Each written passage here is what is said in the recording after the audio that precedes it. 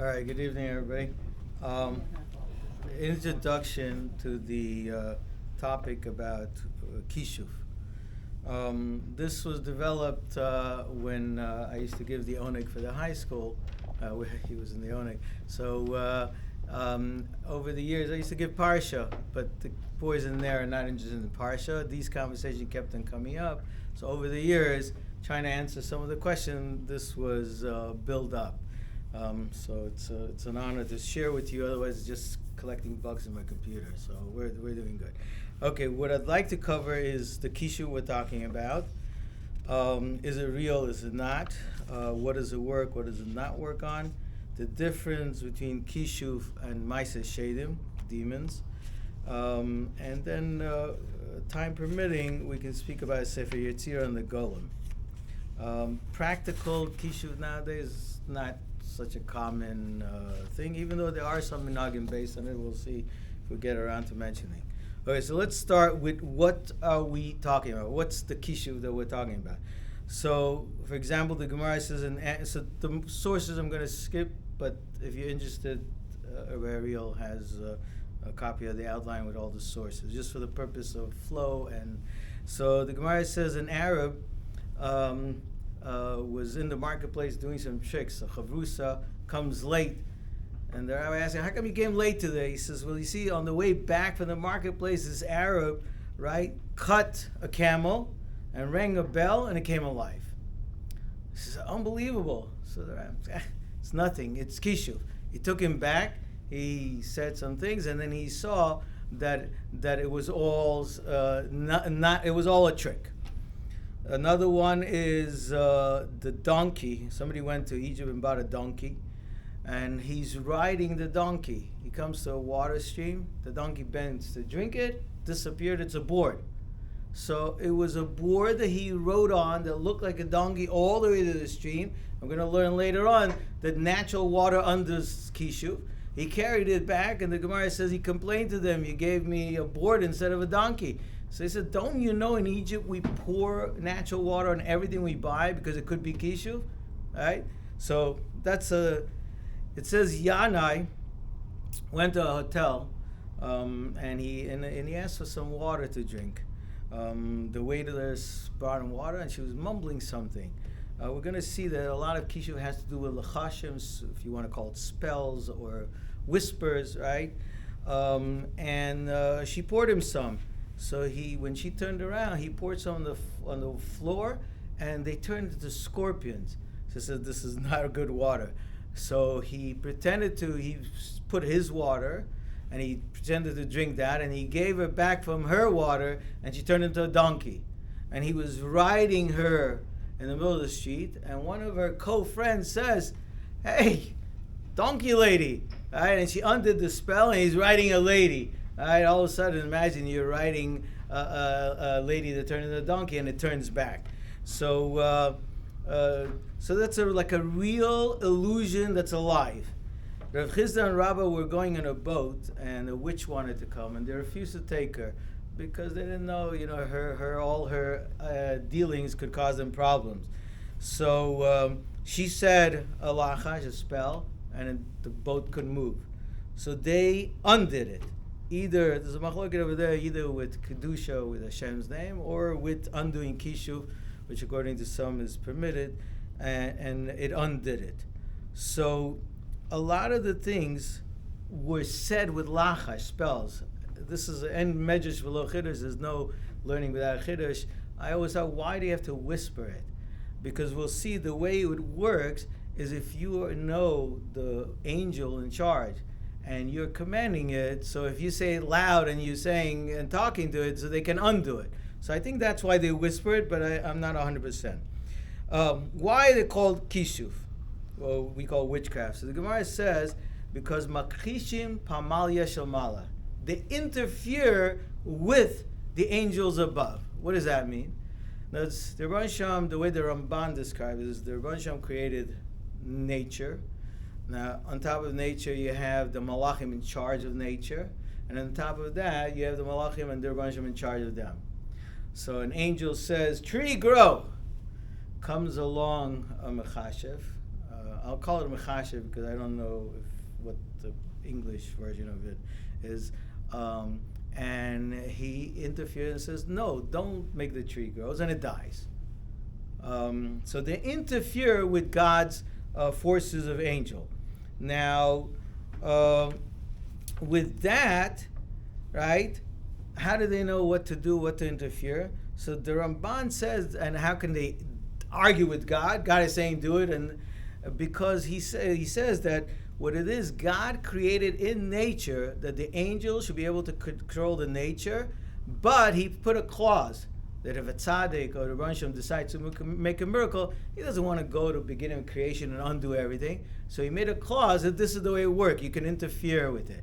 The Mechashvim, right, they learn, right, the name of the angel, the time that he's in charge, and they can use that and command them to, or interfere and say, no, don't do that or undo that. And that's why they're called the Mechashim from Al Shema. They fight against God's creation. Now, the question is, then, how is tefillah any different? You go to a tzaddik, the person is sick, and you say, daven for me. Well, the angel says, make him sick. You come and you daven and you interfere. Why isn't that Kishuf? So Chasam Sofer asked that, and the idea is there's a difference if you're doing it against God or through with the permission of God. So let's say you want your child to go to yeshiva. He goes and apply, they reject him. You try to get it into the office, you want to try to push it in, they reject you. So you call your friend that gets in touch with the yeshiva, and he gets you through the back. The yeshiva says you can come. Well, he did against what the office and the Hanala wanted to do, but he got him in through the back end.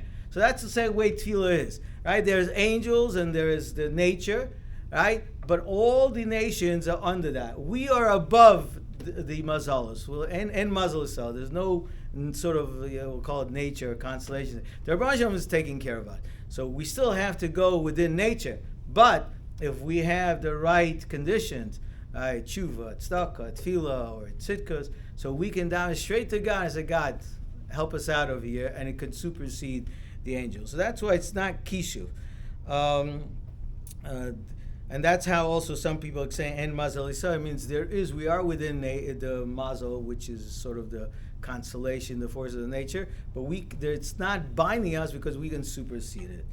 The Rambam, which holds that none of this is true, just says, Machishim v'amal yeshel mala, they deny the forces above. It's basically they're denying God, right?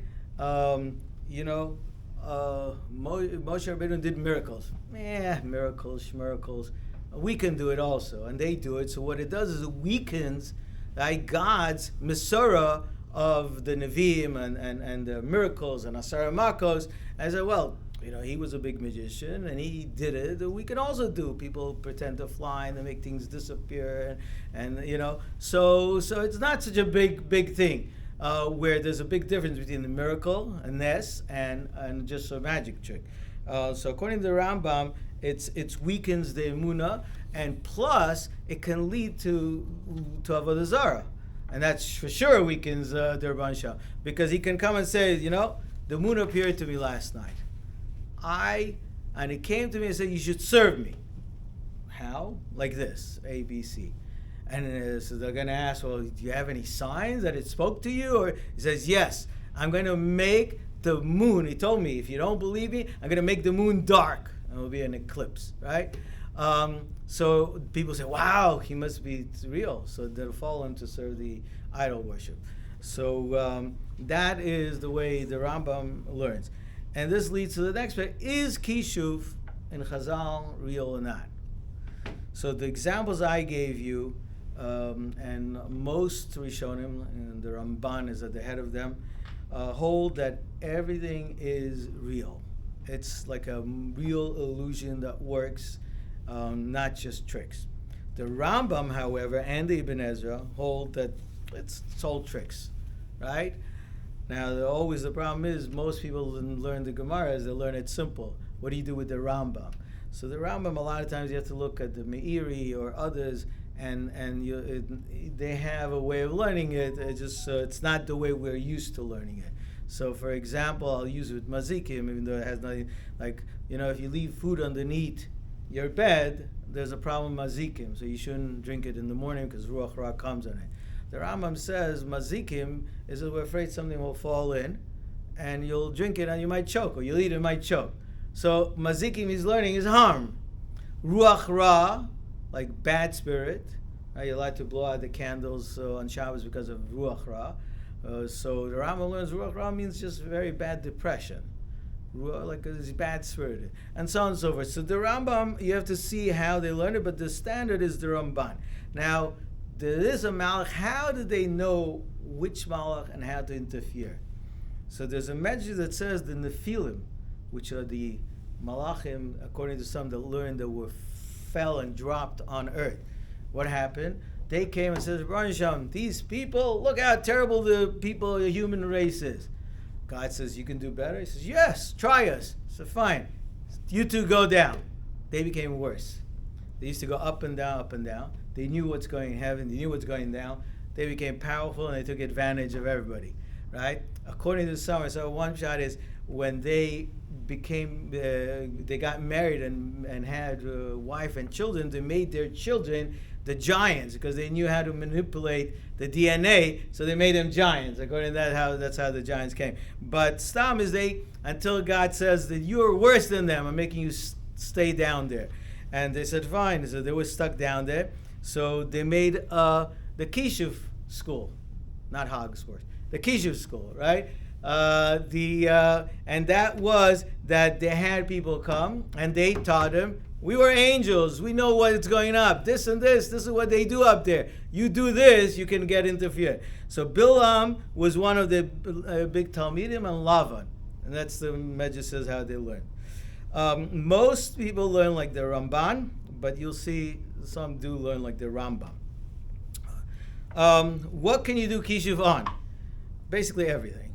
We mentioned some. Here's another few. Is Moshe Rabbeinu turned the staff into a snake. It's interesting. The Nevi'ah Baal, right? They used to do over the Zohar, to get people to come follow them. They used to make a wax image of a person, and he would make him suffer. And they would come to the person and say, "You won. Just believe in us, and we'll heal you, and you'll see it's true." And when the person will believe in them, then they'll undo the kishuf of the wax person and making them suffer like a voodoo doll, right? And then they'll come and believe, oh, it must be you're right because look, you healed me, and they would follow them. What fixes kishuf? So we said that natural water undoes kishuf, and also it says that the legs have to be solid on the ground, so somehow channel the energy from the ground to do kishuf. What difference does it make? So, for example, Belahatem, Rashi says when the Chartumim were arguing with Moshe, so there's Belahatem and Belatem. Belahatem with a hay was kishuf. There was this real illusion, but it doesn't work in water, and it doesn't work if your legs are not solid on the ground. Somehow you need to channel it. Belatem means, balat means hidden, and that's why I say shadim, right? And that is real, right? But they can bring, the shadim cannot bring something smaller than a lice. So for example, I'm going to change this into a rabbit. I know you guys all expect me, but sorry, I didn't pass that course. So there's two ways I can do it. One is I can say, shadim, go and bring a real rabbit and switch it. And in a second, you'll see this here, poof, the next thing you see is a rabbit. That's one way to do it. And they're so fast that you won't be able to see anything except it will just convert. The second way is I'll use Kishuf and I'll tell the Malachim and intervene and says, you're making this look like a camera. Stop, make it look like a rabbit. And it will look like a rabbit. The difference is, if I want to do Kishuf and my legs are not solid on the ground, then it won't work. Then I have to use shading. But water also undoes Kishuf. So if this is a real rabbit and I throw natural water on it, it will stay a real rabbit. If it's an illusion and I throw natural water, it will disappear. Okay? So, and with this, they answer a few questions with the Chartumim. By Chartumim, it says by Kinim, right? The Chartumim says this is the finger of God. Why? Because they first tried it with Kishuf, the illusion, but the legs were not on the ground because it says it was a thick layer of dead lice. All right? And some of the lice was the size of an egg. So their legs were not, they couldn't use Kishuf, right? So they decided to use Shadim. But Shadim can only bring something bigger than the size of barley. Well, this was smaller than the size of barley, so they couldn't get it. So it didn't work. It didn't work with Kishuf because the legs were not on the ground. It didn't work with the Shadim. So therefore they said this must be Etzva Elokim. Now the Imam lawyers asked, what do you mean? The eggs was the size of an egg. That's more than a barley. Yeah, they can't bring something that's miraculous.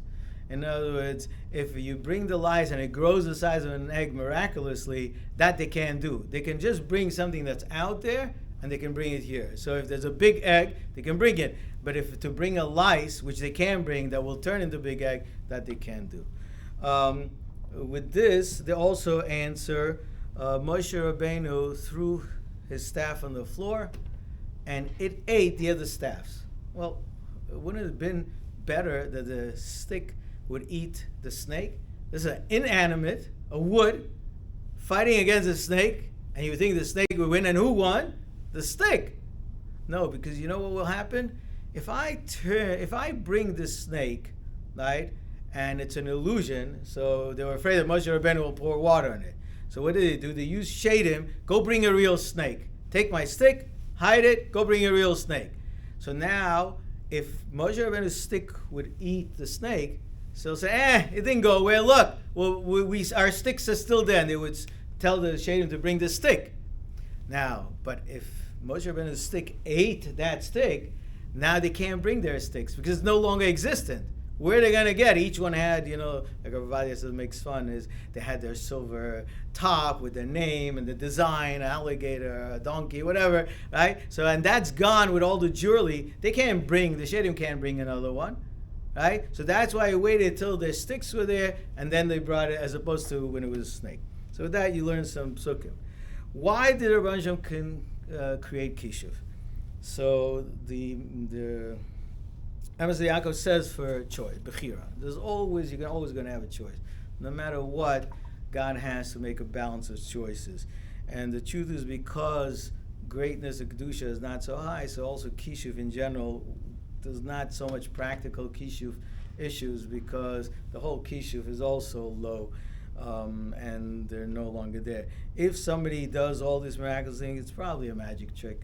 It's probably just tricks, and it's not anything big. The Shulchan Aruch says, however, there is one type of special force that you could use, and that is Sefer Yetzirah. Sefer Yetzirah was the book with letters that were able to create it, right? Betzalel used it in the Mishkan, but you can put together the letters of creation. It's miyuchas to Avraham Avinu, and it's the letters of creation. Just like we have chemistry and the chemistry of different things you can mix together and make things, so too over here you have the letters that would create things. It's the Shulchan Aruch says it's mutter. The Shach says you have to be on a big level because if you're not pure, it doesn't work so well either, and better not to get involved. But what could you do with it? For example, it says that there's two Tanaim learning, using this Sefer Yetzirah. They were very poor. They would create an egel, a little lamb, every Erev Shabbos so that they can eat. And there's a whole discussion, is it parv, what exactly is the status? The Ibn Ezra says when he met the Rabbeinu Tam, he created for him a bria. It doesn't say what it was, some sort of creation with the Sefer Yetzirah. I guess he wanted to show Rabbeinu Tam. There's a famous Chacham Tzvi that his grandfather created a golem, and the question was, can he join our minyan? Okay, there's 9 of us, and then you have this golem. So some said that, listen, it's created, but it's 1 day old. You need to be a bar mitzvah to join. It was just created, so it's even though it's a full grown, but it's 1 day old, no good. Or because it couldn't speak, or whatever other issues. Others says, what do you mean? Once it was created, then it's a full human being. The Gemara says you can imagine your friends like this learning. Now you open the door, somebody's knocking, and there's a person there, and you start talking to him, and he just looks at you. He's deaf or something. my friends made you and send you to bother me. He said, go back to dirt, and then the thing collapses into dirt. So the idea of golem already goes back a long time. Some, just with that shaila, some wanted to say, you see from Rabbi Lazar, he had 9 people and a slave, and he freed the slave to make a minion for Parashat Zachor, they say. Right? So well, why didn't he create a golem? He could have created a golem. You see that it's not mitzvah. Either way, there's a whole machloket of Chacham Tzvi's golem. What about the Maharal Miprag's golem? So that is a lot of wonderful stories, but it's not so clear that at all that he created a golem. Many say because he didn't write about it, his students didn't write about it, and all the stories that they have of Yechezkel the golem, right? Even if you want to say that the golem is real, but some of them are ridiculous. Like he told, he created the golem to help the Jews of Prague from anti-Semitism, and supposedly he left the golem one time and he told everybody not to use it, and somebody says, can you get water? And it literally follows just exactly what you tell it. So he went and brought water from the well, poured it, kept on bringing from the shul, right? And it was supposed to spread water all over the shul floor. Well, it did, and it kept on going until somebody came and said, what? Stop! Right? So it's literal. So those, I don't know if those stories even count. But the other stories that say that he could, so there's some sort of disagreement. It seems to me most people say that it probably didn't happen. Could he create a golem? That's for sure. You see that there is, the concept of golem is there, both in Chazal and the Chacham Tzvi is not that long, and therefore it's I asked Rabbi Berkowitz what he thought. He said the Chacham Tzvi's Rav Yonan Ives, it says of his father Chacham Tzvi about the golem. He says, there was another famous golem before it, and he doesn't mention it. And that's Maharal Prague's golem. So if it was real, he should have mentioned that. That was a much greater golem. Anyway, so that's iffy. Kishuf today, so like I told you before, with the whole power of Kedusha is not so common. In fact, the one of the ways is they used to go is they used to follow you and collect parts of your hair or pieces of your waist. So one of the halachas that's nogea now is that we're not concerned about Kishuf because in the old days it was out in the woods, and they were afraid that Mechashim would come and collect from it and do on you, and they said we don't worry about it because we go to the bathroom here, so there's nothing to do. So I'll just end with the following question. This is from Rabbi Heinemann's Sefer Man Nomar. Is it permitted to ask someone who claims to have supernatural abilities, right? In other words, a lot of times you hear somebody comes to town, he can read Ketuvos and tell you he can read mezuzahs, or like in the old days, people that just knew miraculously things and were able to do things. So Rav Hyman Jealous says you should be very suspicious of those. So just to share with you one or two stories to end with, there was I don't remember right now the detail, but there was a Maisa where such a person came and he was able to tell people what they were doing wrong, and he was able to guess their future, their problems, and they went to one of the Gdolim and to ask him, is this person for real or not, or is it Kishuf? So he says, well, watch how he eats. So they saw he eats like a goblin. So he said it can be from Kedusha, because Kedusha, Tahara, that's where you can use Kabbalah and things. If it's coming when the person is so grubby, it must be coming from the other end. Stay away from him. And the expression was, "Ein kiddush ela b'makom seuda." And kiddush, the holiness, is only you can see it when he's eating. If he's eating like a holy person, then probably. Another one is also this person was a regular person, and they couldn't figure out. He was able to really daven and help people get better.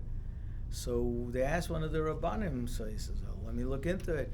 He went, and this person was a rich businessman, but he was a simpleton.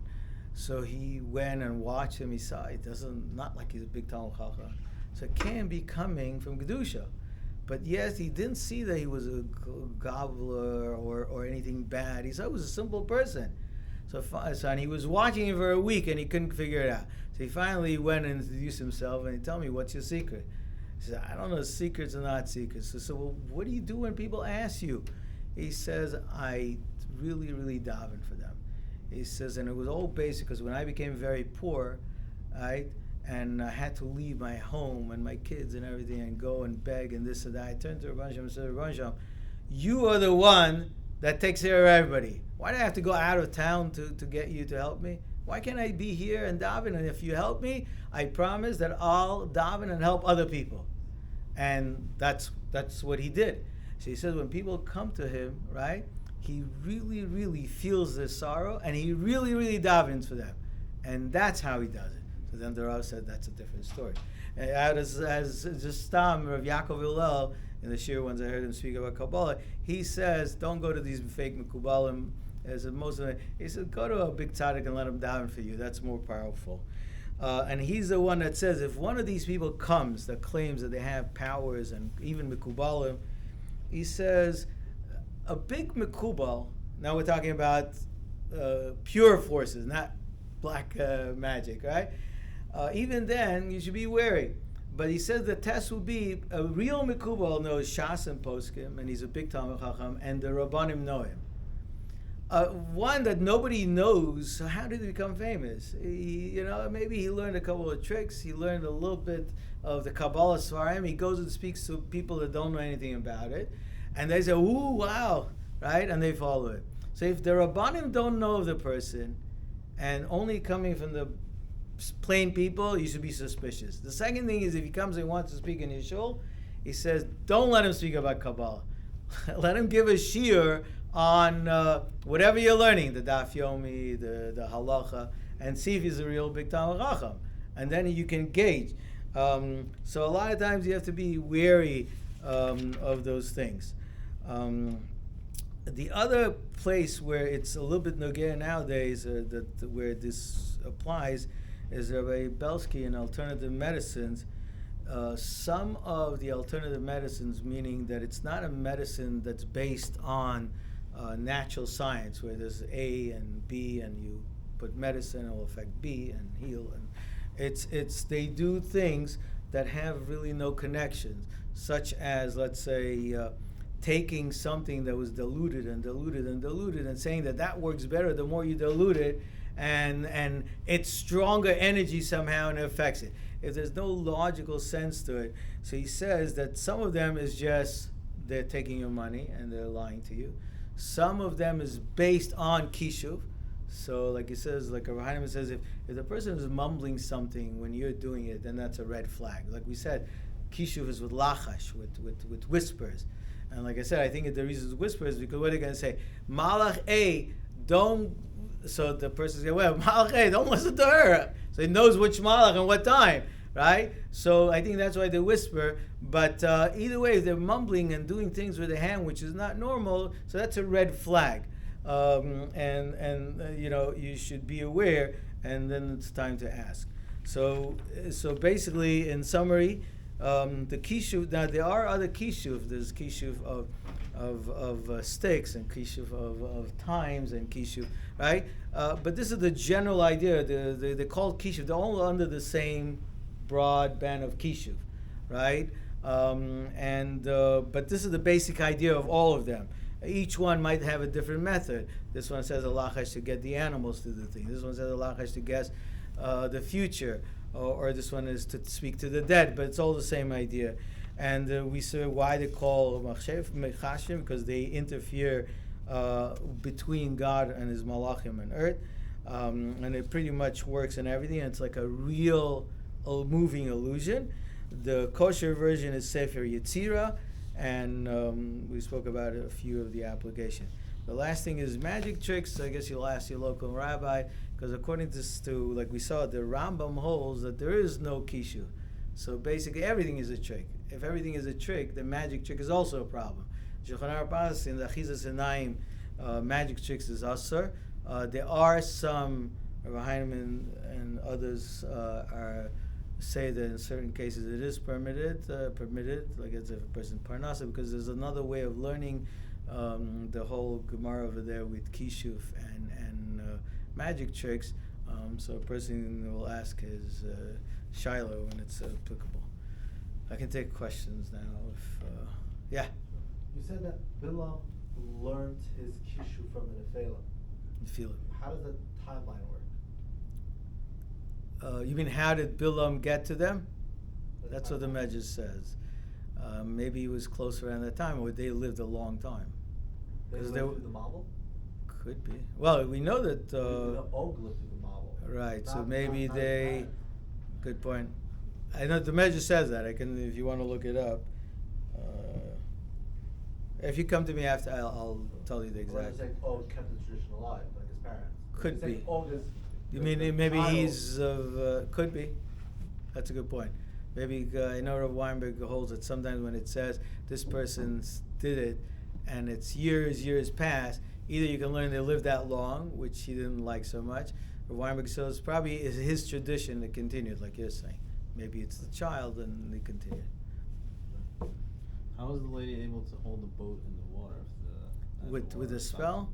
So again, I don't know exactly, but I guess the angel in charge of gravity and water movement will want to move them, and she'll be able to know how to interfere with that. And says, no, don't. See, if you want an idea, there's a minhag not to wear ties, not anything knotted for chas and kala. It's more by the Hasidim. I don't think any of the Persians do that. No, I think more by Hasidim. They don't wear like a tie. They don't wear shoelaces, and one of the reasons is because a machshefa can tie a person from not having children. It's based on a Gemara. The Gemara says that one of the Gdolim used to invite the Chacham, so he would go and bring food from the kitchen. He would go to another room, right, and then come out to the Chachamim. So they were wondering, like, why is this whole big circle? So they asked him. So he told them, well, my father is in that room, and he made a neder because I couldn't have children after I got married. That until the Chachamim will come and undo it, because the Machshefa tied him, that he's not going to come out. So let's speak to him. So they went and he told them. So he says, fine. So I think it was a Rishua says, fine. Let's see who this Machshefa is.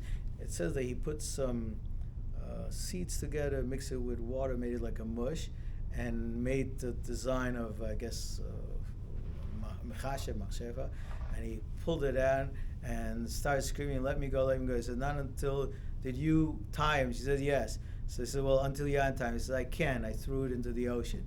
Like, if you throw something Kishuf into the ocean, it undoes it. So some of the Mefarshim what they say, and I think they're coming to answer this, is that she locked it in a box, a waterproof box. So she said, where? So she told him where. So he said, fine, go. He called the Malach in charge of the ocean. He said, okay, spit out the box. Spit out the box. They opened it. They undid the knot. And from that meeting, was born one of the Gedolim. And it says it was worth it for all of that just to save him.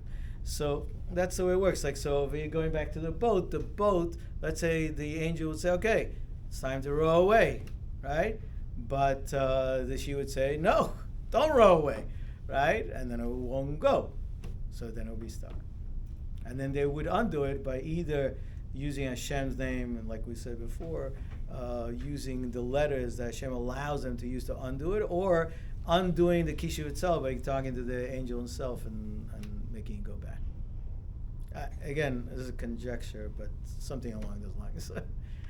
If Kishuf doesn't work, Let me take it first, and then we'll go back. The issue of the Torah about the Hashefa is about to performance or to watch or to learn. So the Gemara says that lilmod is permitted. You're allowed to learn. In fact, the Gemara says, because how are you going to, all the Baalei Sanhedrin knew Kishuf. Because how are they going to know if she's a real witch or not?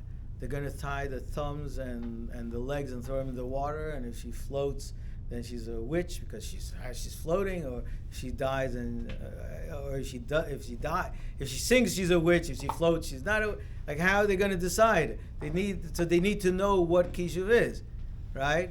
Once so they all learned it. So the Mishnah says, I think it was Rabbi Eliezer and Rabbi Akiva were walking, and he asked him, I don't know so much about Kishuf, can you teach me? He said, sure, here's a Kishuf that's Asur. He said something, and a whole bunch of the gourds in the field piled up. He said, that's Asur. But this is Achizas Enayim, right? And he did something, and it was Achizas Naim, it was Pater Avlasa. So the Mefarshim, what's the difference? It says, so this is where there's an argument how to learn it. Achizas Naim could be that he used Kishuf on his eyes. None of the gourds moved to pile up here, but in my eyes, it looked that way.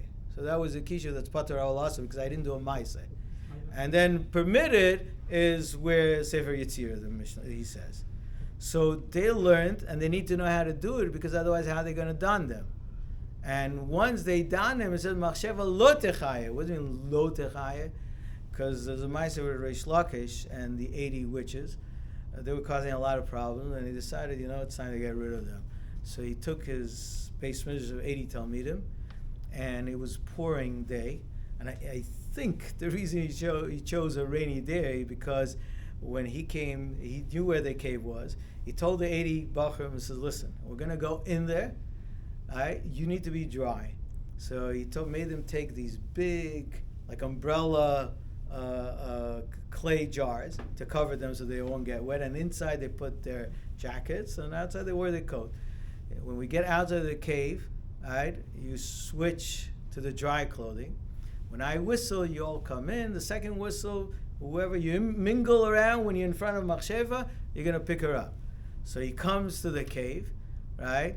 And he goes in, and he sees some cats, and all of a sudden they start popping into Machshevas. So they said, who are you? He said, I'm a big sorcerer. He said, yeah, what do you do? He said, I walked in between the drops of rain. So that sounds like a very silly thing. But if you know that rain will undo magic, so for somebody that's into that, wow, he did that, look, he's dry. So he impressed him. And said, what can you do? So they started saying, and they made a table appear, and food, and drinks, and everything. And he says, can you beat that? He says, yes, I can make 80 young boy appear for your pleasure. He gives a whistle, and all the Bachrim come in, and they start intermingling. And then he gives a whistle, and he picks them up. The whistle was to pick everybody up. Why? Because if the legs are not on the ground, then they can do this Kishuf. They could still maybe fly away, so they had to hold on to them, and they right away went and hung him. Why is it machsheva lo techaye? Don't keep him alive, because if you keep him alive long enough, they'll do Kishuf, right, on the tree and say, rope break, or the tree don't hold on to us, bend down and let us feet touch the floor. So right away, machsheva lo techaye means don't keep him alive any way you could. If it works that you can judge them and kill them properly, you do that. If not, then whatever means you can do, get rid of them. What was your question? Three things: to perform, to watch. Can we watch? There is a show. So that you're talking about magic tricks, not Kishuf. Yeah, black magic. And black magic or can we go and just watch those with really black magic, like David Copperfield? He's not. I know magician. He's a magician. Yeah, none of them claim, all the big magicians, none of them claim Kishuf. Right? And they're all just great with doing magic. Okay? And magic developed since early on. I grew up with a lot of magic, so that's one of the reasons I'm in this also. For example, walking through a wall.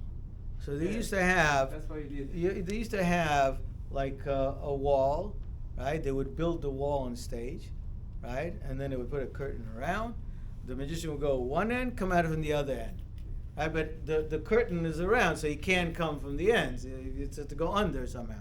So that's what he did. There was a trap door. He went underneath, came from the other side, closed the trap door, and voila. So then people said, of course, that's a. So they did the next level. Put a big carpet and do it on the carpet. Now this can't go underneath. That also, because when you open the door, it sags in, it goes underneath. Then comes along David Copperfield, or the screen. He has a wall, but the screen is only around him, and you see his shadow going through. Okay? So that's the next level. With technology, you can do a lot of this stuff, but he doesn't claim any Kishuf. But it's not easy to watch. So it depends what you hold of magic. That you have to ask your local rabbi. Rav Heinemann holds that if it's mutter to do, it's mutter to watch. If let's say the person is doing for parnasa, Others say that magic trick is usher and you shouldn't watch it. Others say it depends if it's a guy or a Jew. So I'll let you ask your local rabbi. But none of them claim any powers. Even the one like Houdini, where he didn't reveal any of his secrets and he did things that looked like it was all trick. In fact, when his mother passed away, and he wanted to speak to his dead mother. He was Jewish, Houdini, right? And he wanted to speak to his mother. He was an escape artist. You lock him in jail, you lock him with handcuffs, you throw him into the water, and he would get out of it. So when his mother died, he said he wanted to speak to her. So he went to all the mediums, all these people that claim they can talk to the dead. And every single one of them, he showed them they were fakes. He would come in, they'd say, oh yeah, and then fake. And he would do a show showing how they did it. Right? So he exposed them and they hated him. Nobody wanted to deal with him anymore. But they're all tricks, even though some of them look like super duper, but it's all a trick. All right. Questions? Power was, I came late, but power was real magic? So again, if we spoke about it's real or not. So if you hold like the Ramban, so whatever they did is on the real level. If you learn like the Rambam, so it's just like tricks like nowadays, At that level, it was a high level. It's interesting that, has anybody here ever seen a magician turn a stick into snake? Never saw one, and there's a reason for that. I would think, a good magician would want to be proud and say, I'm like Moshe Rabbeinu, or I'm like the Khartoumim, right? Look, I can also, but you can, because you can't tame a snake.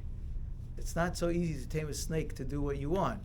So I've never seen a magician do tricks with snake, except the ones in India where they whistle, but that's just because the snake follows you. They can't hear anything. They follow your movement. But none of them are really I've never seen a magician turn a stick. So you see that the level of magic that we have, even if you want to say it's just tricks, the Khartoumim were on a higher level because if somehow they knew how to handle those animals. How? I don't know. I heard that Haman, his goral was Kishuf. Is that So it depends. There's different ways of learning how he did it. The Rambam would say it's not. The what? The Rambam would say it's Kishuf. Yeah, but this is like it's the ones. There's a Kishuf that's called Onan, which is looking into when is good to Onan, like good times. Is it a good time, not a good time? When in the future. So that's if you want to say that that's some type of the Kishuf that Haman used. I think it's one of the Farshim says that Haman wasn't stupid, so he wanted to know when is a good time to kill the Jews. So he did a lot, and he did a monthly lot. It came out in Adar. So you have 12 months. You can do a lot. It's going to come in one of them.